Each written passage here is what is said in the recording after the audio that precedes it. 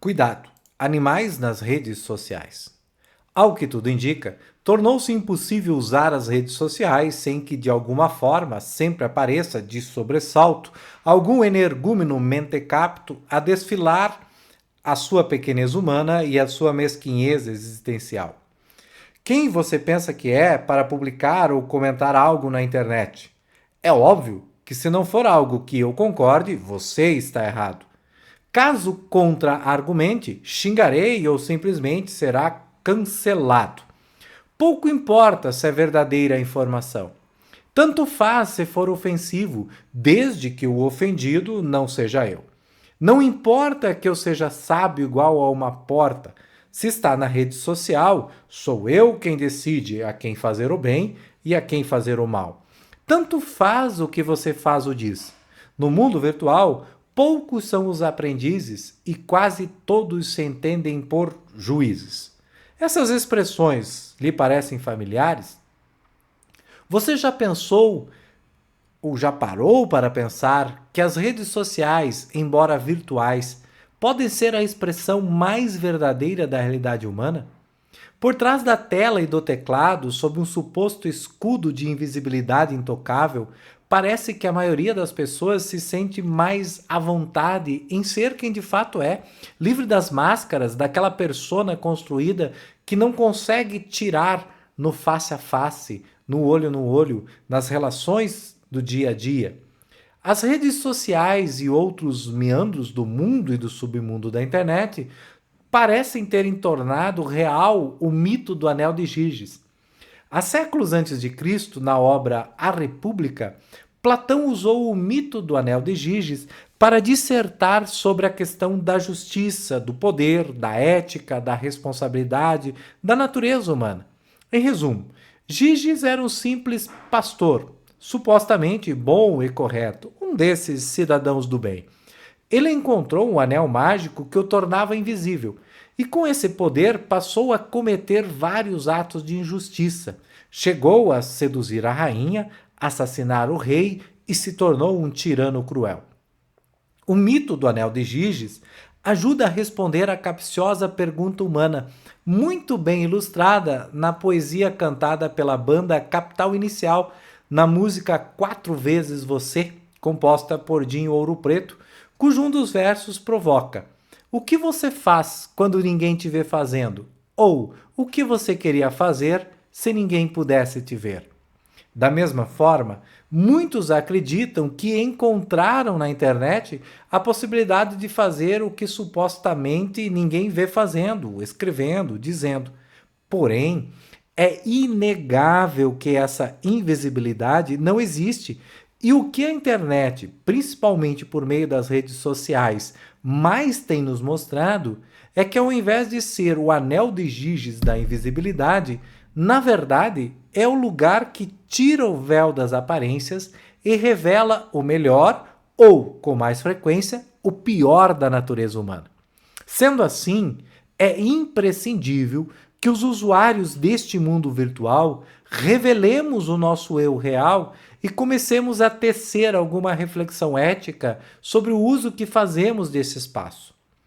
No âmbito filosófico, o termo técnico mais adequado aqui, ao invés da palavra ética, seria formularmos e seguirmos algumas normas deontológicas, no sentido proposto por Jeremy Bentham, já que o apelo à consciência e ao bom senso humano parece ter falhado. Afinal, o uso das redes sociais indica que está adequada à teoria desse filósofo jurista. De acordo com ele, a natureza humana, o ser humano, precisam ser postas algumas regras de agir, uma vez que a tendência humana é buscar apenas o que é prazeroso, o que implica fugir da dor e de qualquer restrição, como exige a atitude ética em relação ao outro e para comigo mesmo. Ora, quando um indivíduo não pensa e não pondera sobre o que pensa, fala, escreve, faz, etc., é inevitável que cedo ou tarde irá se ver encrencado com as consequências da superficialidade na qual age.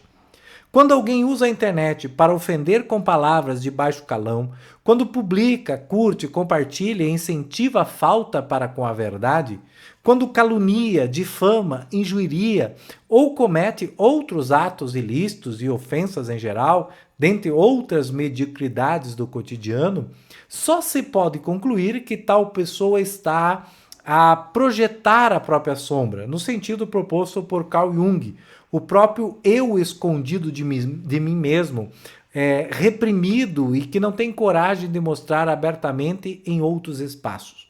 Ou seja, assombrado pela própria identidade não reconhecida, resta a muitos apenas a alternativa de projetar no outro e contra os outros os seus próprios demônios.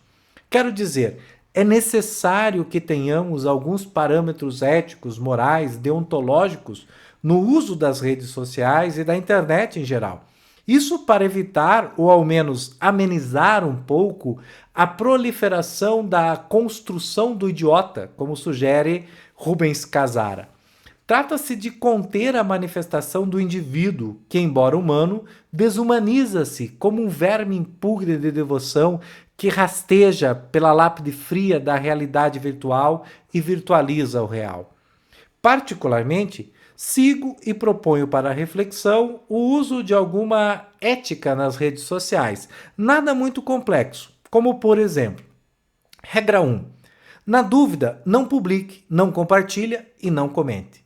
Bem ao exemplo da sábia norma de trânsito segundo a qual, na dúvida, não ultrapasse. Pois no mundo dos internautas é muito fácil se tornar imprudente, negligente, pior ainda, é um mundo repleto de imperitos, de analfabetos funcionais, inimigos da razoável inteligência e usurpadores da lógica mais básica. Portanto, deve-se o tempo todo duvidar de tudo em um tráfico de informações caótico, frequentemente mal intencionado e cujo mapa quase sempre é impreciso, instável e líquido, no sentido da liquidez das relações modernas, tal qual propõe o filósofo Zygmunt Bauman. Regra 2. Se sabe que é conteúdo mentiroso, se tiver o mínimo indício de ser criminoso, ilegal ou indevido, não banque o juiz, denuncie. Alguém já teve a audácia de publicar, compartilhar e apoiar algo dessa natureza? É alguém que raramente irá dar atenção àquele que rapidamente se coloca como defensor da moral, dos bons costumes, ou contrário a começar, a elaborar uma luta travada, uma guerra ininterrupta, atraindo comentadores ainda mais insensatos e ajudando a difundir ainda mais o que se pretende extinguir. Denuncie para as instâncias competentes e evite de você mesmo se tornar cúmplice do mal que quer atacar. Regra 3. Os algoritmos das redes sociais são exatamente iguais à maioria dos usuários. Apenas reproduzem o que a manada reproduz. Assim, quanto mais eu quiser ter razão, mais raso eu me torno. Não é possível buscar ou levar um traço sequer de inteligência onde ela apenas inexiste, como também sequer deseja ser profícua. Então, se de fato estou comprometido em circular conteúdo ao menos razoável nas redes sociais, não é apenas reproduzindo uma modinha para influenciar o algoritmo para atrair a atenção que conseguirei ser disruptivo, provocar alguma fissura de rompimento no status quo estabelecido. Regra 4. Seja seletivo. Se te interessou, siga, curta, compartilhe, colabore. Do contrário, simplesmente ignore. Há um ditado popular que afirma que o viajante não pode ir muito longe se parar para tirar uma pedra em qualquer vira-latas que latir. Essa regra, convenhamos, é autoexplicativa. 5. Não venda a alma ao diabo para alimentar o seu ego de atenção e reconhecimento. Tens algo de bom, belo, justo a publicar, comentar, compartilhar? Ótimo! O faça com respeito e tranquilidade, com a firmeza que tiver que for feita, se necessário, como se estivesse a conversar com um amigo ou com alguém mais que se interessa por aquilo que tens a dizer: na vastidão do mundo, há interesses e saberes diferentes que atraem ou repelam uns aos outros. É ineficaz querer forçar todo mundo a gostar do que eu gosto. Não interessa se é algo lúdico para fazer rir, algo técnico para ajudar a fazer isso ou aquilo, algo reflexivo para ajudar a pensar, algo poético para ajudar a se emocionar, algo espiritual para ajudar a se elevar, ou seja lá o que for.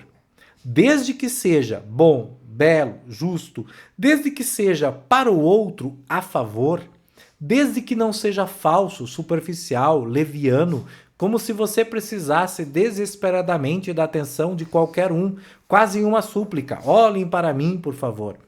Apenas faça a tua parte, o melhor que puder com as condições que tiver. O restante, entregue as possibilidades do mundo. Se ficar insatisfeito, não se torne mais um vingativo frustrado. Retire-se ou busque outra coisa que lhe atraia e lhe satisfaça melhor. Posso afirmar que cada um sempre encontra o nível que lhe cabe nesse emaranhado de opções. Para finalizar, ainda parafraseando as regras de trânsito, sempre lembro da famosa placa: cuidado, animais na pista. Assim, quando me deparo com alguns conteúdos e comentários, ligo o alerta e me distancio diante dos mínimos sinais que avisam. Regra 6. Cuidado, animais nas redes sociais. Mesmo que se auto-identifiquem como sendo racionais, passo logo e os deixo para trás, no seu devido habitat. Enfim, você concorda com essas propostas? Quais regras você acredita que seriam boas seguirmos na internet, principalmente no uso das redes sociais, para tornarmos este um mundo mais produtivo, menos ofensivo, mais divertido, menos pervertido, mais de aproximação e menos de exclusão? Afinal, o mundo virtual não é o anel de Giges que permite a invisibilidade e a maldade, ao menos não por muito tempo. E como bem propõe Karl Popper no conhecido paradoxo da tolerância, é preciso se perguntar até que ponto se deve tolerar a intolerância. Essa reflexão, aliás, fica para um outro vídeo. Lembre-se de deixar a sua contribuição. Se tiver interesse em mais assuntos como este, inscreva-se no canal, ative o sininho, curte, compartilha e comente. Pensar bem para pensarmos e vivermos melhor.